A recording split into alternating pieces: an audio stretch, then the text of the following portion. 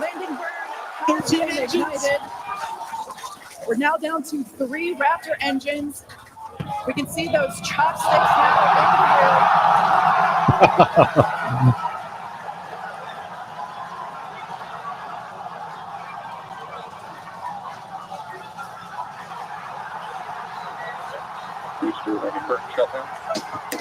Nicodilla has popped the booster.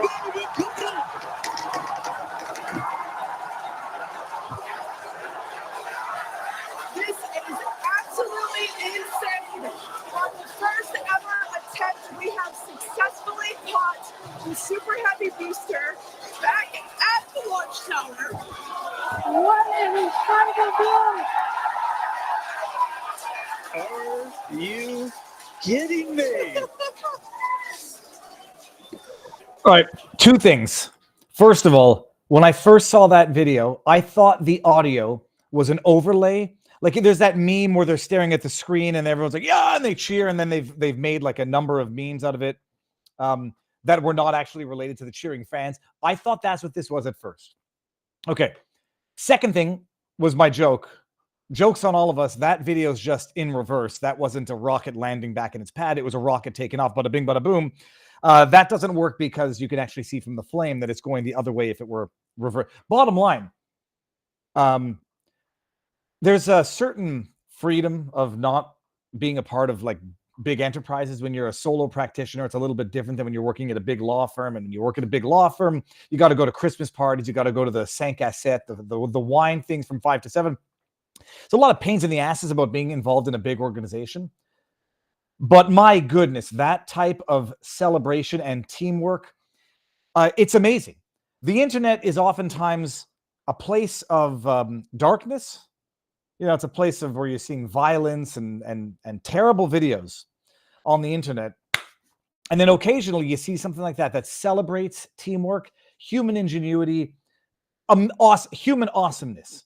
And then the other one that I saw last night also, sitting there, not alone. I got one kid here. My wife is away for the week. I'm watching Get Him to the Greek, reveling in the predictive patterns of P. Diddy's behavior in that movie. And then I come across a video on Twitter of a doctor reviving a newborn baby who was blue. I guess, the baby wasn't breathing. This doctor just meticulously, calmly brings it into a room, starts massaging its heart, sucks out the, breathes in. And then the baby you can see the baby turn pink in the video and starts crying. And then the doctor, after a minute and a half, 2 minutes of mission at hand, the doctor lets out a smile. And it's like, if you don't sob like a little baby watching those videos, you may or may not have a heart. All right. But I wanted to start on something good so that we don't have to start on the stuff that's going to make you want to puke, which we're going to get into in a bit. First things first, everyone in our locals community, that I firmly believe that I blew out my MCL, the myocardial ligament, whatever the heck, the one on the inside of the knee, because I'm a freaking idiot. And I'm at the beach with my kid and I have the surfboard, and it's not even like surfing or anything. I'm just like standing alongside the water with the surfboard, holding it laterally to the ocean. And then a big wave comes in, crashes it, and pushes the entire surfboard with the force of the ocean into the outside of my right knee. And I felt something pop and debilitated. It's like, it was like the scene in 127 Hours when he cuts through the nerve in his arm to free himself from the rock. It was like a key on a piano popping. And then I bit my cheek on both sides. So I'm a kvetchy old man.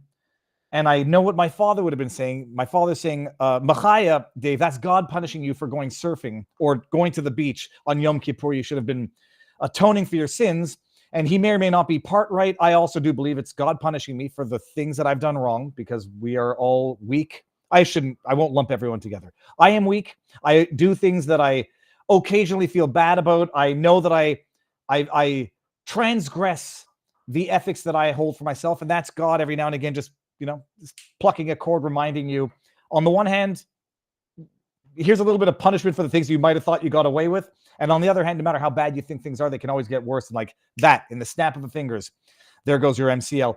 I didn't go to the ER. I'm going to go maybe to a clinic tomorrow, because from everything that I can read, even if it's a full level 3 rupture, there's no surgery. It's just a question of staying off of it, which I'm not going to do either. So I once broke a toe, clean in half, just cracked in half, and it healed broken. And I vowed one day I'll show the picture of the video of me being able to turn my pinky toe absolutely perpendicularly, and you can see where the bone broke and where it healed totally separate. But all right, setting all that aside, people, I wanted to start with this video, which is going to make you retch. 2 reasons why I didn't. I didn't want this stream getting copy claimed right away, because it will get these bastard copyright trolls will claim an entire stream because you used 30 seconds for commentary purpose, fair use commentary of their newsworthy events. I also wanted to start with something good for the show. We're going to talk about it when Barnes gets out here. The hearing that occurred before the New York Court of Appeals 2 weeks ago in the New York nipple judge Engelron and Tish James political persecution of Donald Trump. And it's like, I live on the internet. I take for granted everybody knows and has seen these videos in the past. But then again, you know, the internet memory is short. Where the heck is it? Because I did bring it up here. It's the Leticia James. Remember when? No, I've been saying it from the beginning. No, a reminder.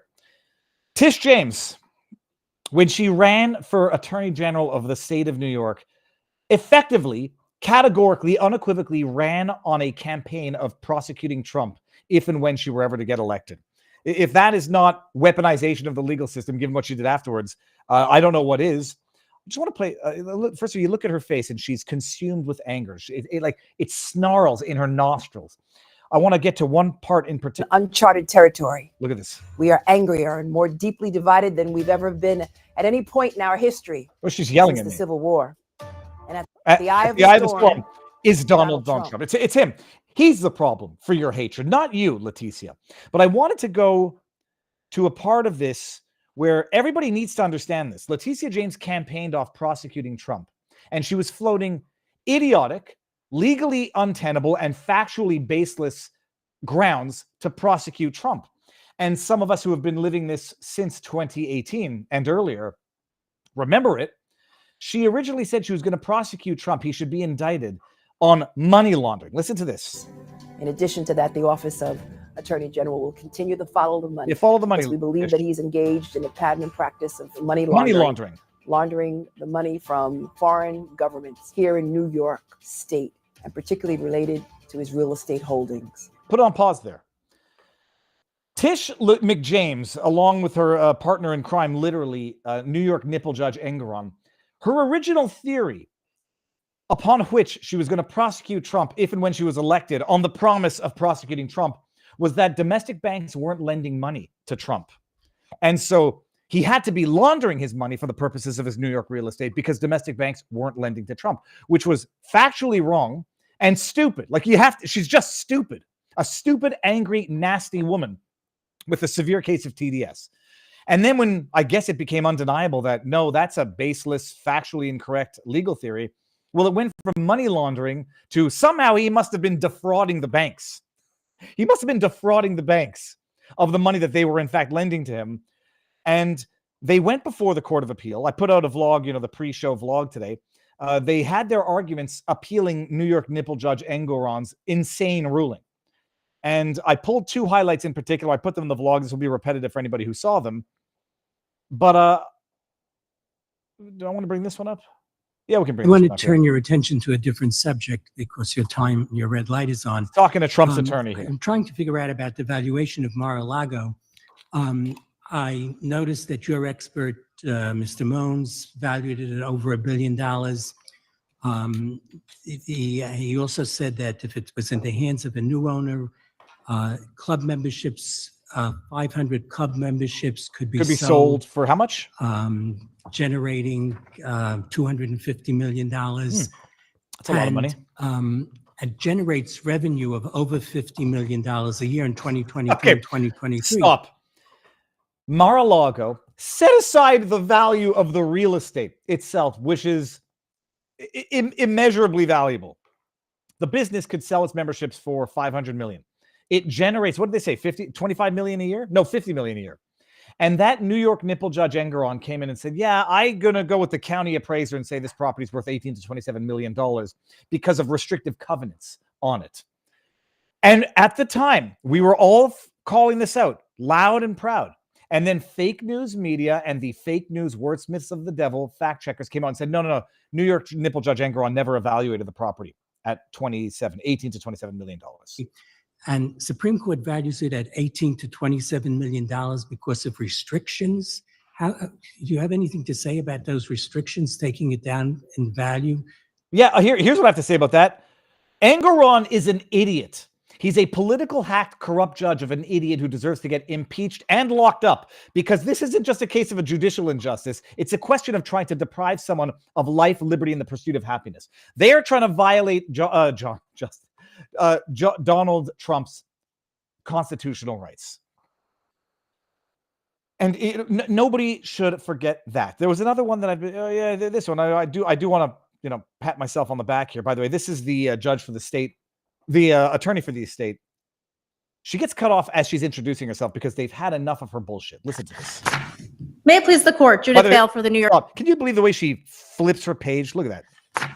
May it please the court, Judith Vale for the New York Attorney General's office.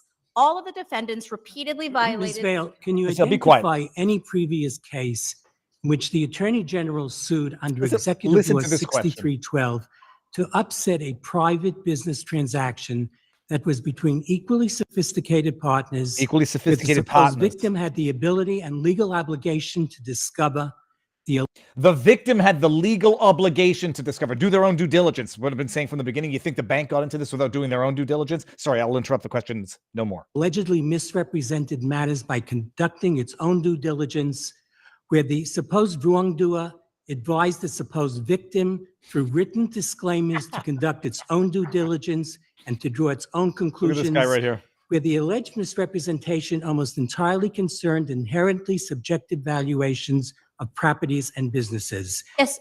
And where the victim never complained about any fraud in the transactional losses from it. Stop. I'll actually correct you there, Judge. The victim, the alleged victim, the bank did complain. They complained they can't do business with Trump anymore. Because I've gone through the cases which you've cited, and all of them always involved the consumer protection aspect. It involved protection of the market. Oh, several responses. And I want to add to his question, and little to no impact on the public marketplace. That, ladies and gentlemen, is what it looks like when you get your ass handed to you. There has been no ruling yet, as far as I know, and we'll clarify when Barnes gets here. There's been no ruling yet. But you can't really have much more of a spanking of a legal question that it doesn't presuppose their conclusion. It basically illustrates their skepticism with what has occurred here. So there, as far as I know, Jeremy from the Quartering asked, like, what's these viral videos going around that Trump won on his New York appeal? There hasn't been a ruling yet. We're going to get into it when Barnes gets here.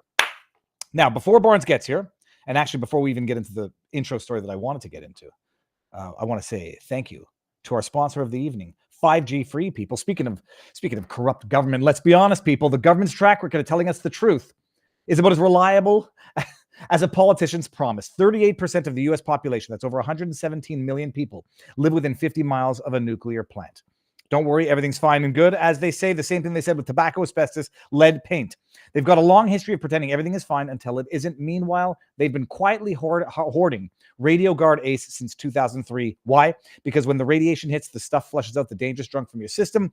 Funny how they're prepared, but we're left to trust the same people who thought lead-filled toys were a good idea. That's why 5G Free includes Radio Guard Ace in their radiation emergency kit, plus meds for nausea, radiation monitors, so that you know what's really going on instead of waiting for the official report, quote unquote.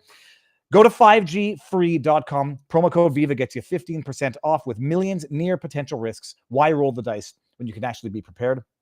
And like we saw out of New York, by the way, when they tell you to go wash your clothes off after a nuclear bomb goes off, just go shower, wash your hands, wash your clothes, and you'll be fine. Duck and cover, people. Duck and cover. All right. The news of the day that I feel morally obliged to address. Can we get rid of these freaking ads here? This garbage. There was allegedly, potentially, a third. Well, I guess it's a third, fourth, fifth. Another foiled assassination attempt. Apparently, allegedly, potentially, on Trump at Coachella, where he held a massive rally over the weekend. And I'll say why. I get a DM. It says, Viva, you might want to check this out because you might have had a selfie with the accused if it's the same person on their Instagram page. And we'll get there in a second. Armed man outside Trump's Coachella rally, and sheriff says it was possible third assassination attempt. People are saying, no, it's the fourth, fifth, sixth, because there was an Iranian.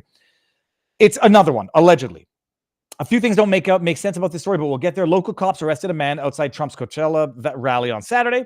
Local sheriff said it might have been an assassination attempt on the president. The suspect, identified as 49-year-old Amos Miller, was caught at a checkpoint a quarter mile from the rally with fake VIP passes to the rally, fake press passes, as well as unregistered weapons, including a loaded gun, a handgun, and a high-capacity magazine. Okay. Miller did not have a valid ID when he was stopped at the rally checkpoint and was detained after police searched his vehicle and found the weapons. We probably stopped another assassination attempt, said the sheriff, Chad Bianco. Okay, so let's get into where I start to have a lot of questions. However, law enforcement sources told the Post that the FBI does not believe this was an assassination attempt and the former president's life was never in danger. He was released after posting $5,000 bail, police records show. All right, so we can stop there. Oh, then apparently Bianco said that this guy was a member of the what's it called, the Sovereign Citizen Society, and he was there to kill Trump because there was some. Let me see here. Citizen, is this the article that? Citizen.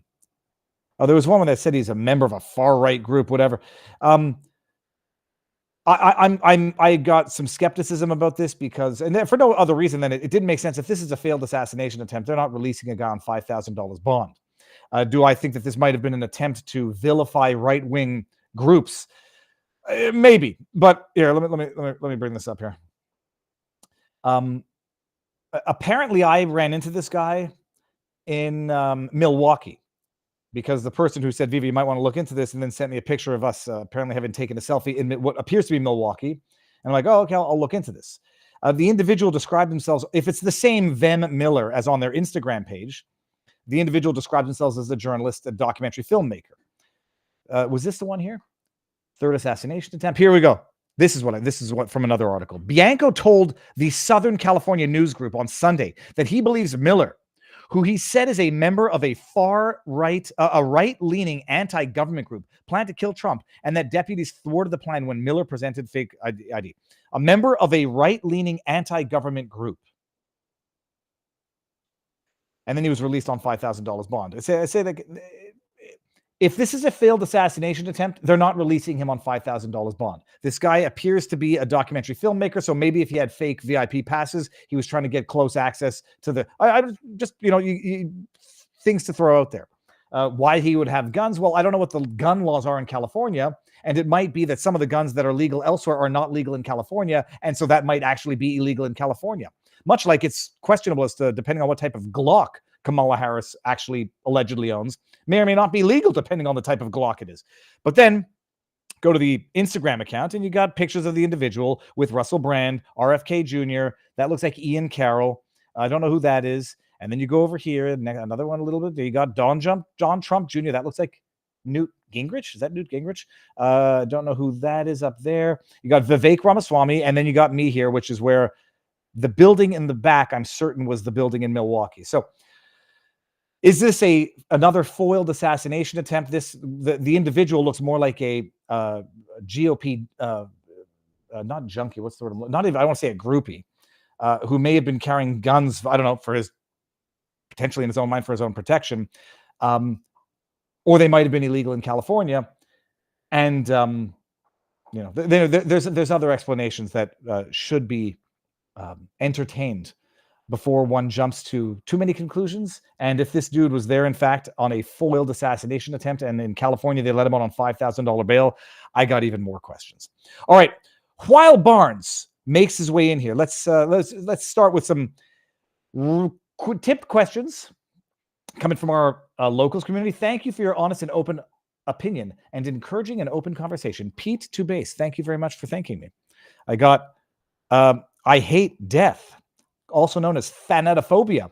My third tip chat, the first time you said you've never forget my name. The second time you said you've never seen it before and definitely would have remembered it. Let's see what happens the third time. Always look forward to the Sunday show, Sunday shows Viva and Barnes.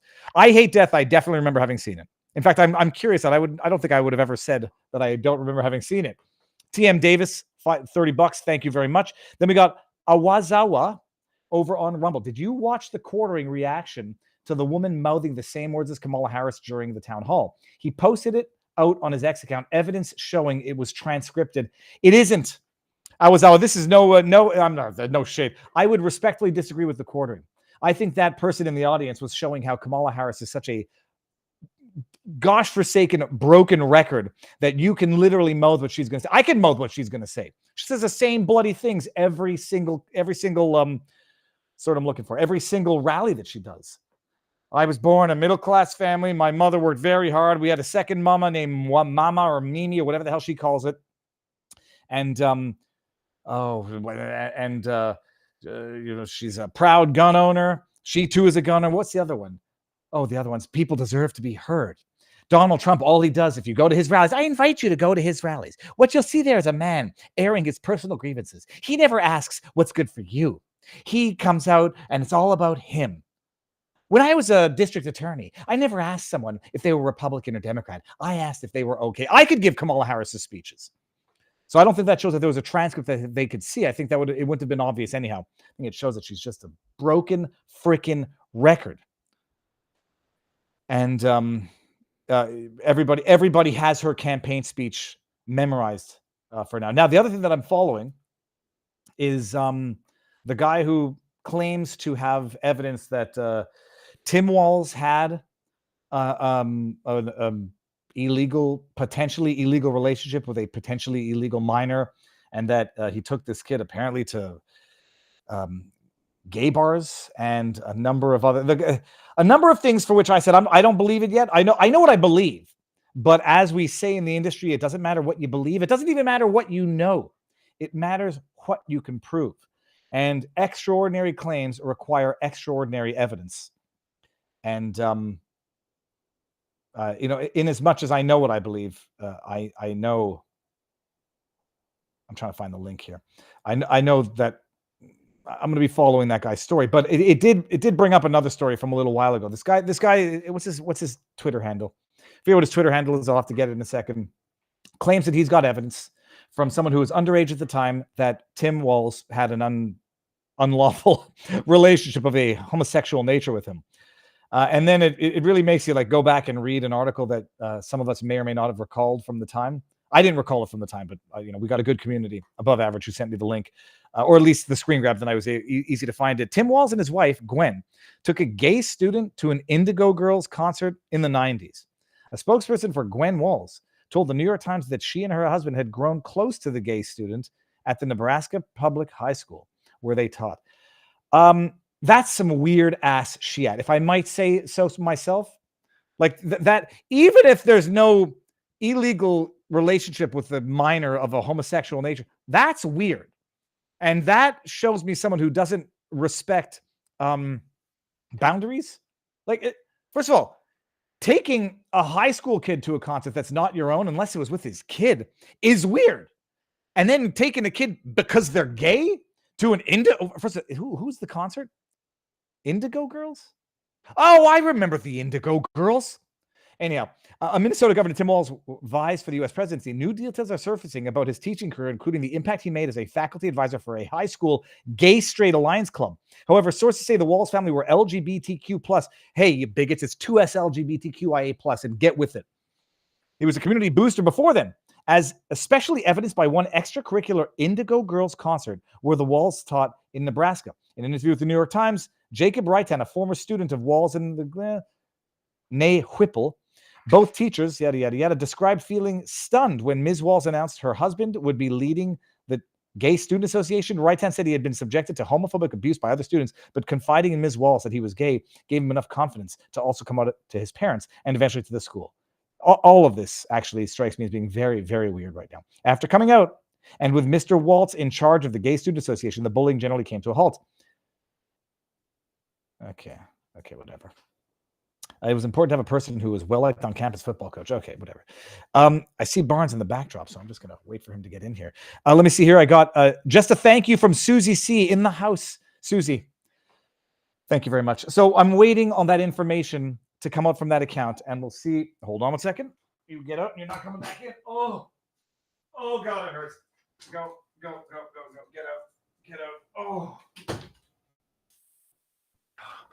Oh, there we go. That was it. I turned my foot. Okay. Sorry, Robert. I'm just kvetching like an old man. Oh my goodness. Okay, I'm just stretching my leg out there. Sir, how goes the battle? Good. All right. Well, Hunter S. Thompson. What is that? That is the Proud Highway. So it's all of his letters that have been gathered over the years that he wrote to people. They put together in a book, which is pretty cool. Oh, we're getting an update here. No assassination attempt. Let me see what this says. Yeah, the guy was... That story never made sense from the beginning. Yeah, it says, okay, let me, if I may actually just bring it up real quick, because I don't know if this is true, but this seems to be the latest from Mindy MF. It says, the man they just arrested for supposedly trying to... He's a good friend and business partner for America Happens, Vem Miller. Vem had just exposed a huge deep state cover-up involving the feds and the Bundy Ranch scandal. So I firmly believe this is 100% some kind of setup in retribution for exposing it. That or Trump's security team is a bunch of dipshits trying to make up for how badly they failed. No, they denied that it was an assassination attempt. There isn't a universe his intention was to kill Trump. He's worked too hard in this movement to expose deep state and all the people against him. If he had guns in his car were illegal, whoop-de-fucking-do. As a pro-Second Amendment, ask me if I give a shit about it. All right. His Instagram feed, he was at Milwaukee. I mean, he's arm in arm with Vivek Ramaswamy and RFK Jr. Didn't make sense that they let him out on $5,000 bail if that were the case. Robert, I'm not stupid, right? If this were a bona fide assassination attempt, dude doesn't get out of jail for a long time. There's no evidence of that. Just he showed up at the Trump rally and he had guns in his car, and his guns, because California, they're saying he didn't have a permit for them. I mean, that's all it was. And then a local sheriff wanting to look like a hero. All right, good. Robert, so well, what do we have on the menu for tonight? We got a lot. We got you already discussed it partially, the Trump New York appeal. I had oral argument as well this past week. Unfortunately, you can't go back and look at the videotape because the court prohibits it. But some people got to watch it live. The Amos Miller, the Amish farmer that the government state of Pennsylvania is still trying to shut down. And amazing what judges know and still don't know in today's America. But we'll get into that as we dive into that argument. Banks getting caught being the principal and primary facilitator for drug cartels in the United States. A couple of big election cases, one concerning the non-citizens being on the voter rolls. The most recent suit is the Biden Justice Department suing Virginia to require those non-citizens to be placed back on the voter rolls. And then a related kind of election case, Democratic Senate candidate Ruben Gallego from Arizona was trying to keep secret his divorce file, including what was public record or should have been, but had been sealed for years. And that the Arizona Court of Appeals made a decision on that case. The court clerks in California are talking about going on strike, which would make it impossible for the courts to function. That's a whole new animal these days. The top issue voted on by the board at the poll is the J6 informant scandal, the latest scandal to arise out of that case, out of the J6 cases. The bake the cake guy finally gets a little bit of relief, though for procedural reasons rather than substantive reasons. He'll be back before the court sooner than later. The big Second Amendment win out of the state of New York, a big win to prohibit vaccine mandates out of the Ninth Circuit Court of Appeals, affirming a Montana state law that had previously been enjoined from enforcement. And last but not, and then a couple of crypto cases. We have a major crypto.com suing the Biden administration over their effort to suppress crypto.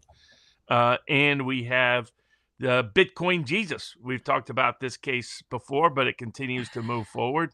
This is Roger Ver, that the U.S. government is trying to indict and extradite from Spain.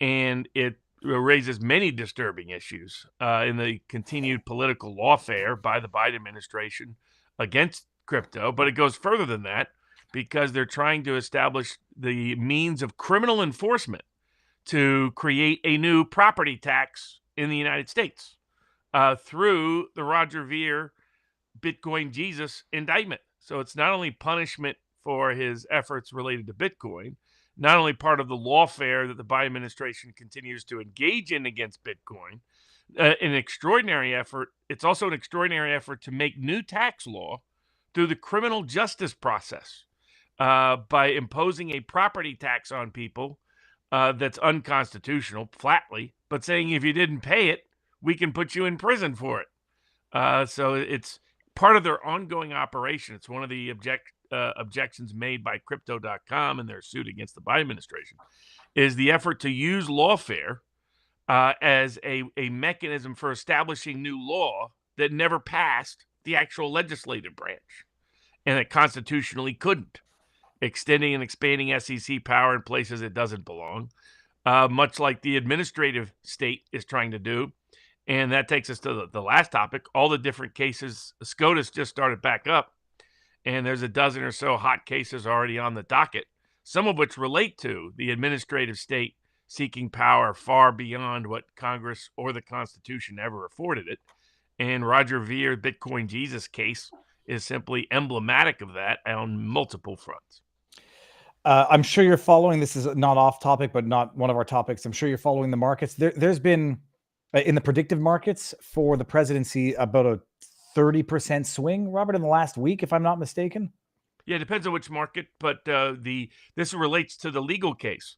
So that we covered, Kalshi, Kalshi, won their case against the Biden administration that election markets are not gambling markets. They are not random events of chance as to who is going to win an election and the margin of victory they may win it by, whether measured by popular vote or electoral vote, as the case may be. Consequently, Interactive Brokers has also now opened up a bunch of U.S.-based markets. Kalshi has opened up a bunch of U.S.-based markets. That has diversified the funding into those markets, and there's been increased funding in places like Polymarket, Bet Online, Bet US now has markets that parallel Bet Online, and the ability of Democrats to manipulate those markets is diminishing as the amount of funds comes into those markets and as U.S. funds come into those markets. And what those funds are predicting is what I said is one of their legal reasons, public policy reasons. The Biden administration went to such great efforts, like the Obama administration did before them, to harass these markets, try to shut down Predictit. So Predictit has 1/10 of the markets that it used to have in 2020, when you could bet on the margin of victory in a whole bunch of states to some people's profit in 2020. Was because they don't want an independent source of information to second guess the institutional and official narrative about what is taking place in an election. They want people to think that the mainstream polls and the university and media polls and the media narrative and the Nate Silvers and that crowd, that they're the ones telling you what's really happening in the election in order to manipulate opinion, in order to create a vote pattern. And that's why they went to such great lengths to suppress these various independent mechanisms of betting markets and prediction markets, challenging those assumptions. And what you've seen over the last 10 days is as funds have flowed into these places due to their wins in court, they are showing that everybody in the media is wrong, according to people willing to bet with their actual dollars, about what's going to happen in the election. They're predicting a much higher likelihood of success for Trump than Nate Silver, The Economist, than YouGov, than 538, than the New York Times, than Nate Cohn, all the so-called experts that want a monopoly on what's happening in the electorate. The person actually betting with their dollar is saying they're lying to you, and they want to profit from the fact that these folks are lying to you. And I think, and by the way, much of what made these election markets possible is Bitcoin, which, relates to why they're trying to harass the Bitcoin world, particularly the part of the Bitcoin world that wanted to use it and want to use it to democratize and empower ordinary people through a mechanism of exchange, a means of exchange that is outside the monopolistic control of central planners or any central figures. whether big banks or big governments or bureaucrats, whoever they may be. And it's probably not a coincidence that the primary proponent of the democratization of Bitcoin is Bitcoin Jesus, who they're trying to lock up for life as we speak. So all these things tend to overlap and interact in ways that might surprise the novice viewer. Also not a topic of that we plan to discuss, but I'll throw it out there while we're at it. We didn't talk about the CBS scandal of them having edited the response to Kamala Harris's initial airing, right? Now, Trump they do that all the time. They've been doing that for 30 years. Well, they don't get caught all the time. And the question is, when Trump comes out, they don't get called on it all the time. Is there any is there any possibility to, I don't know, removing their license, stripping their license, as Trump asked for, because of what they're doing? I think it's more that their effort to influence political elections in ways that circumvent the FEC rules may be a way to approach that. And that forever Ralph Nader has advocated that the public airwaves should be seen as a public trust, not a private right. And that thus things like their FCC license of these corrupt institutions should be brought onto, first, they should have to pay for them in ways they haven't to date. And second, should be brought into scrutiny and skepticism, given how they have continually give false information to people. They are the leaders of disinformation, and the ways they try to manipulate election results in particular, which we've seen throughout. I mean, to give an idea, 60 Minutes always got the reputation as this hard-hitting, investigative piece, but they would put people under, they would deliberately turn up the heat on the lights to make people look like make people sweat, and then they would edit out where they would hurt the person to make it look like one story rather than another story. I'll give you an example. Years ago, I had a client, Joe Bannister, IRS agent who turned whistleblower, who they went out to interview, and they said they wanted him to look like a real family man. They wanted him to connect at that level. So they felt that it said, is there anything you do along those lines? And he said, yeah, I like to skateboard with my son. And they're like, oh, that'd be great. So can you go out and skateboard? So he went out skateboarding.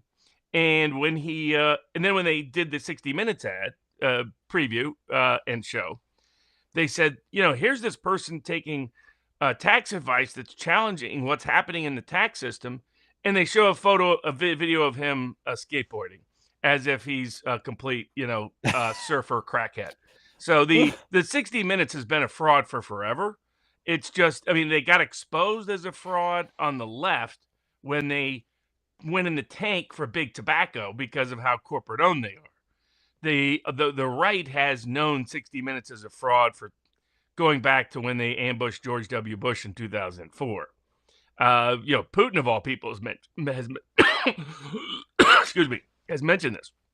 So the idea that 60 Minutes, but what it is today, they have no credibility. Everybody kind of recognizes outside of the partisan left that they're just a hit machine.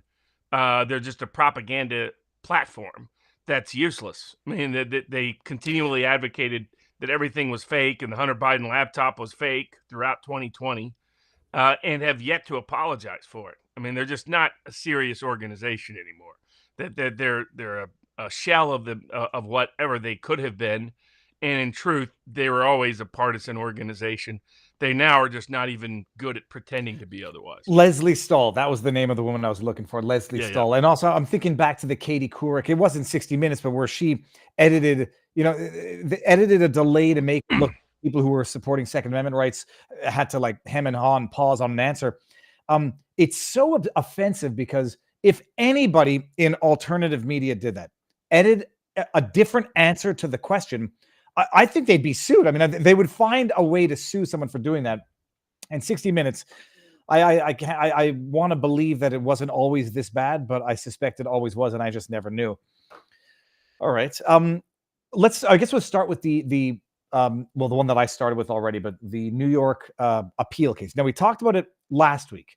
The court put out a tweet that said, what's with these viral videos going around saying that Trump has won his appeal out of New York? There has been no ruling yet, unless I'm mistaken, and I'm not mistaken. when we talked about it last, we were saying, like, whether or not they're even going to render a decision before the election. I listened to the whole thing, snipped a couple of the most incredible highlights to illustrate. Sometimes the judges ask questions in an explorative manner, and other times they ask questions that are not predicated on their conclusions, but that very much highlight the conclusions to which they've already come. Asking them for their best argument to contradict the conclusion to which they've already come. To me, it seems 1,000% clear that the Court of Appeal is going to overturn the decision. The questions they were asking were questions that illustrate the injustice of the entire prosecution, but most importantly, they were questions to which the answers were wholly unsatisfactory. All of the case law that you've submitted to us, there was a victim to the actual fraud. There was actual fraud. Where are the limits to this legislation if Leticia McJames and New York nipple judge can go and intervene in every private contract out there? Where's the line? The Trump's team says there is no line. If this passes, there is no line. And the state's argument was, we'll decide where the line is. And so, like, all of these questions, they underlied the conclusion to which I think the Court of Appeal already came. But there has been no decision yet, and there's a reason why people seem to have a Mandela effect of having heard that there was a decision ruled. Well, I think what happened was we covered this at the time the oral argument was made, and there was a delay in complete coverage of it. And then this week, some other people put out videos, and then Elon Musk shared one of them. And then that went viral, and people drew conclusions from the video that were different than what has actually happened and in the underlying event. So what happened was the conclusion of the person who did an analysis of the oral argument was that their conclusion was the New York court, the appellate division of the Superior Court in New York, would overturn the Superior Court's judgment, the civil fraud judgment brought by the state of New York against Donald Trump and related parties. And so then that led to people saying there had been a ruling. I also saw some confusion, like people were like, oh, they're going to sanction the state's lawyers, and they talked about that. I was like, I watched the oral argument. I don't remember anything about that. What they were talking about is how Trump's team was sanctioned for having made arguments to preserve objections. And that's another one. We're like, how do you, just so everybody appreciates this, Trump's team was preserving objections. And I didn't pick up on this from back in the day, but Engoron apparently sanctioned the judges, the lawyers, for having preserved Trump's objections, arguing that, and this was what the woman said when, in defense of the state, well, they were sanctioned not for preserving the objections, but for reiterating argumentation and resubmitting the same filings and case law while they're preserving objections. And they're like, yeah, that's what we have to do. And it sounded like the Court of Appeal was amenable to that explanation and the absurdity of sanctioning lawyers for doing their jobs, which only illustrates nipple judges' prejudice in this entire case. I don't know how people interpreted that as the New York Appellate Division threatening the state with sanctions. Like, I didn't hear that ever come up at all in the oral argument. That's how it became on the right-wing media.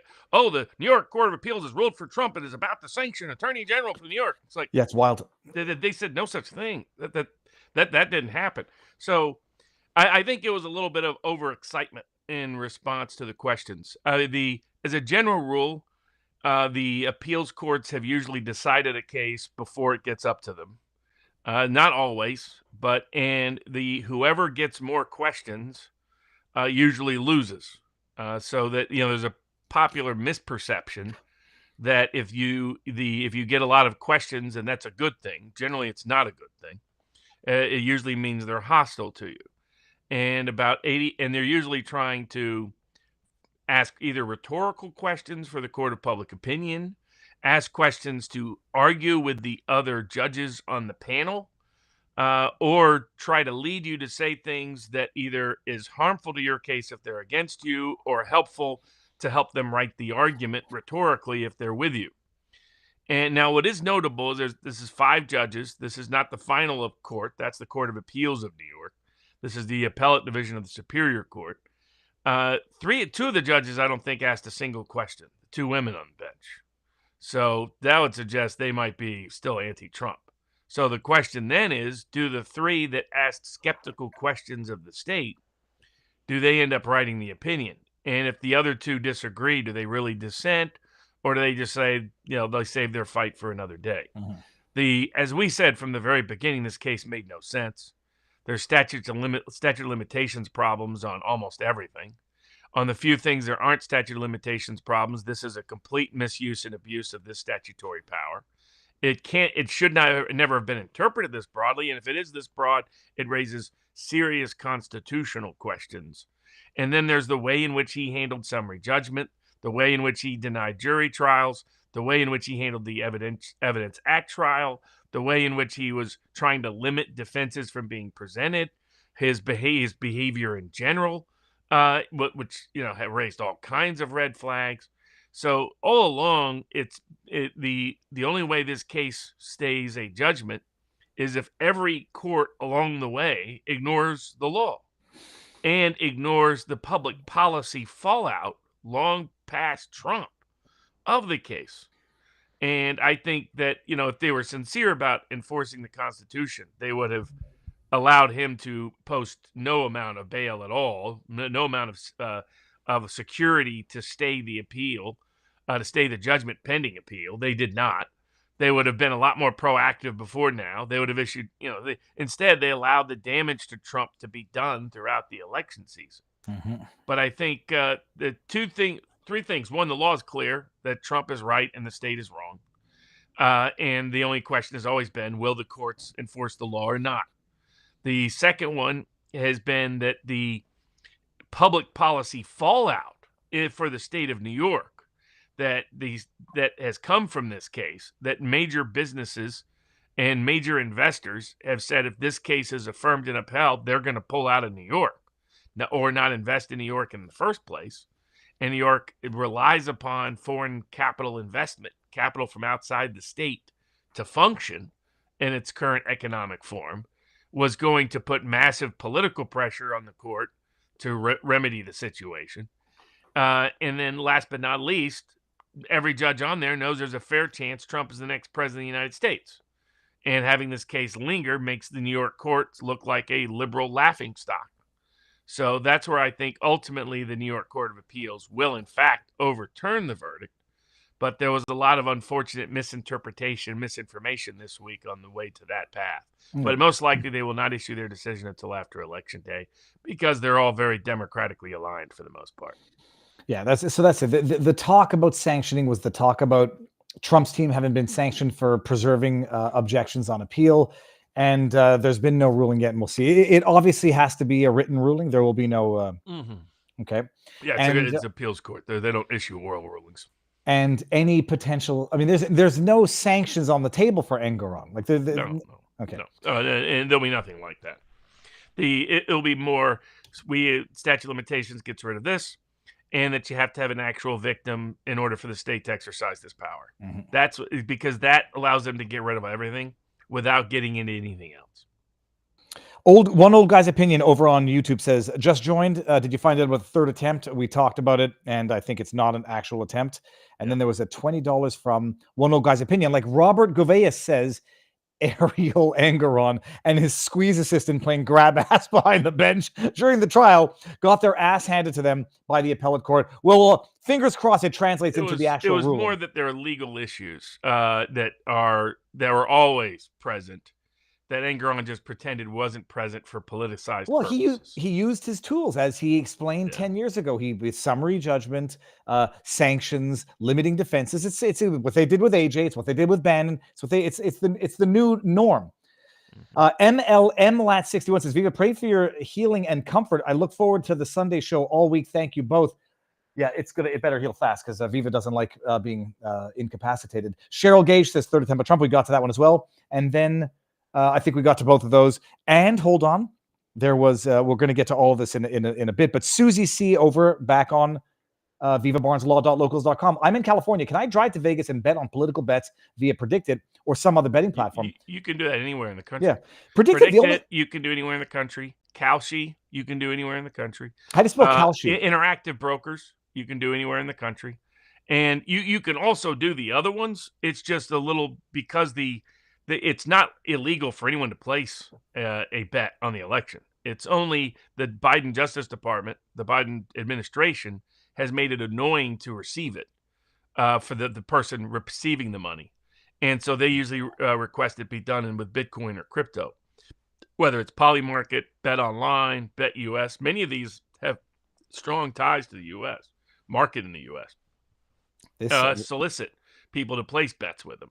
They just don't want to deal with the U.S. banking system and a lot of the harassment that's affiliated with it, including the credit card companies. So they encourage you to use Bitcoin.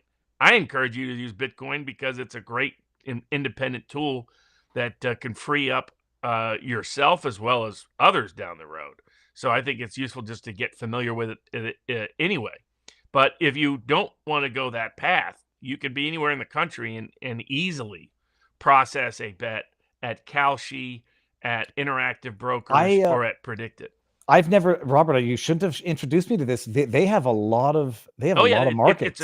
It's really a predictive market. The goal is to use the predictive market methodology to help provide information to the real world. And so that's part of the point and purpose of its existence. Let me see here. I noticed too, because I immediately go to the ones with the most radical odds for winning. Who will win Illinois presidential election? Donald Trump at 1%. Is there a greater than 1% chance that Trump wins Illinois? No. So it's impossible. What about California? They said they had a 5% on California. Where was it? Here. 4%, 5% for New York. Are those? No, but you bet Harris. All right, even at that. All right. In those states, yeah. All right, now let's do the biggest one before we head on over to Rumble exclusively. The Jan 6, it would seem that some of the FBI informants are deleting evidence, not that we knew this.